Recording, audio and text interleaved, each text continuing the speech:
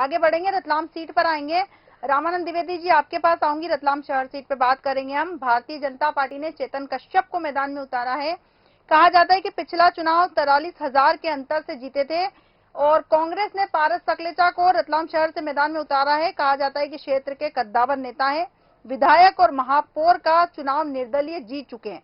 और पिछले चुनाव की अगर बात करें तो चेतन कश्यप भाजपा से थे, 43,435 वोटों से जीते थे। तो क्या कहता है रतलाम सीट का सियासी समीकरण?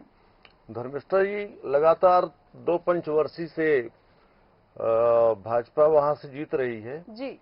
और पारस सकलेचा जो है, जिनको दादा की उपाधि से भी कहते हैं, उनको चर्चित है।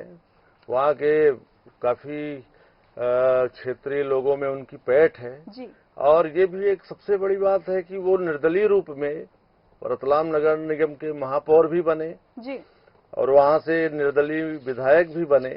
तो इससे ये आंका जा सकता है कि उनकी छवि कैसी है। जी।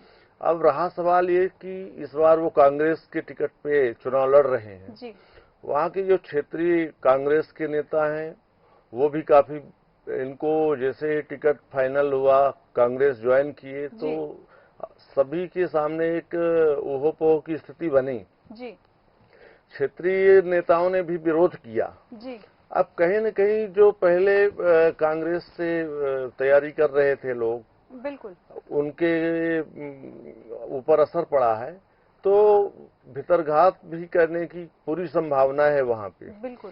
तो बीजेपी का पलड़ा इसलिए भी भारी है कि चूंकि लगातार 2 पंचवर्षीय से वहां से वो विधायक हो रहे हैं और इस बार मोदी फैक्टर काम कर रहा है, तो मोदी की योजनाओं से वहां की जनता प्रभावित है और ऐसा लग रहा है कि दादा वहां अभी इस चुनाव में तो कुछ नहीं कर पाएंगे। बिल्कुल। एक सवाल और यहाँ पूछना चाहूंगी, यहाँ से सपा ने भी अपना उम्मीदवार उतारा है, अफरीन बी को मैदान में उतारा है।